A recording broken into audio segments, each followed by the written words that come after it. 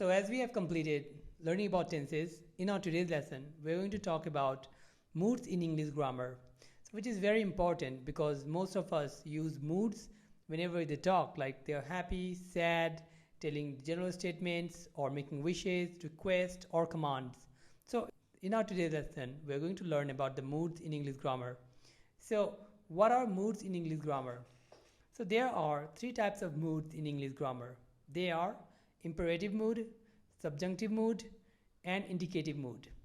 So let's talk about them one by one. So starting with indicative mood. Indicative mood is something that we use every day. Like for example, I am playing, you are playing, she was writing, he will write, she will jump. These are all indicative statements. The reason why these are indicative statements is because it is stating the general truth, or things happen in the future, or the things that already has happened in the past, or something that is occurring at present. Now let's talk about subjunctive mood. Subjunctive moods are used to make wishes, requests, and commands.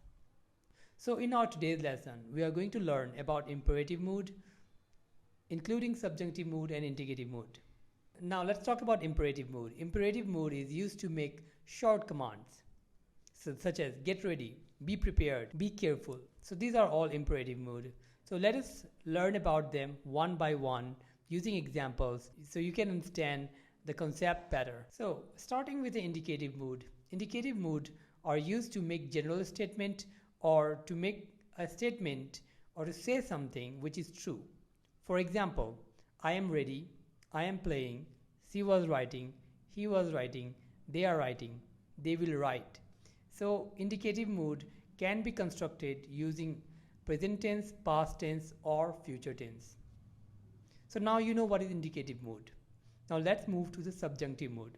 So subjunctive mood are used to make requests, suggestions, or wishes. So for example, let's talk about request. How you can make a request using subjunctive mood. He requested you to be here tomorrow. She requested you to play with him. So notice the sentence is starting with the phrase request, with the word request.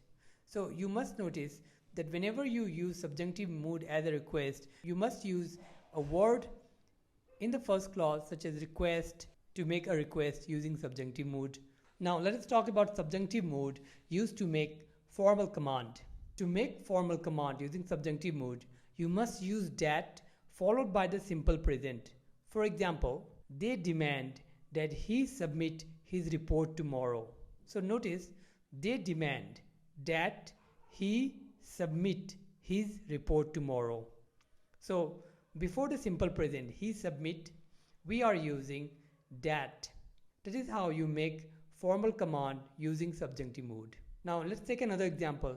He wanted that you be here tomorrow.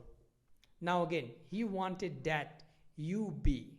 So before simple present you be, we are adding that. So that is how you make subjunctive mood for making command. But you must notice that subjunctive mood are often used as informally. For example, the same sentence that we have just discussed, it can be said in informally, and I've heard people saying this: we wanted you to be here tomorrow. So notice, we wanted you to be here tomorrow. So that is missing from the sentence, and this is informal or incorrect statement. So by understanding the sentence constructions rule, you can easily make the command using subjunctive mood. So subjunctive mood can also be used to make wishes. For example, I wish you were here. In this sentence, the sentence is starting with I wish. So as you can see the sentence, I wish, you wish, he wish, she wish, and so on. The sentence is starting from wish, and that is why it's a subjunctive mood used to make wishes. I wish I would have known him.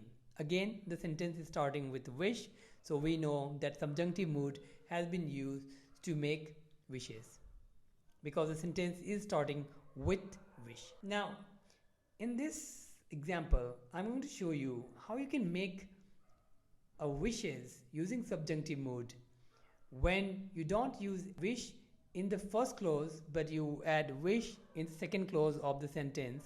For example, when she was with us, she wished to be a movie star.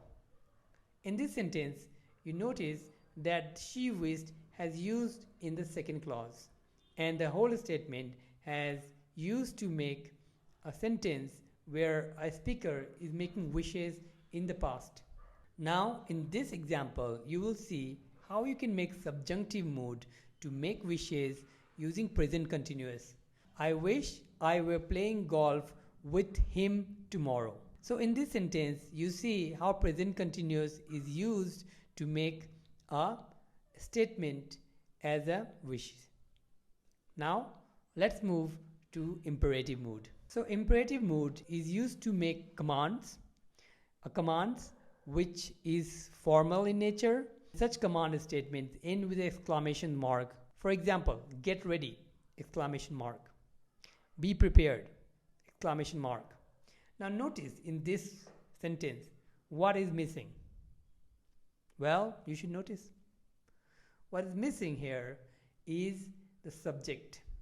Okay? So subject is missing in this whole sentence, and that is why it is a formal command using imperative mood. So whenever you omit a subject and commanding someone using a phrase, it becomes an imperative mood. Well, I think it's very easy to remember the rule. So with this, I'm ending this lesson, and I hope you guys like the lesson, and please do subscribe to our channel for more such videos. To learn more, you can also go to our website and buy the books where you can learn more about English courses which has not been discussed in this video with the time constraints. So I hope you like this lesson, and I'll see you in the next video.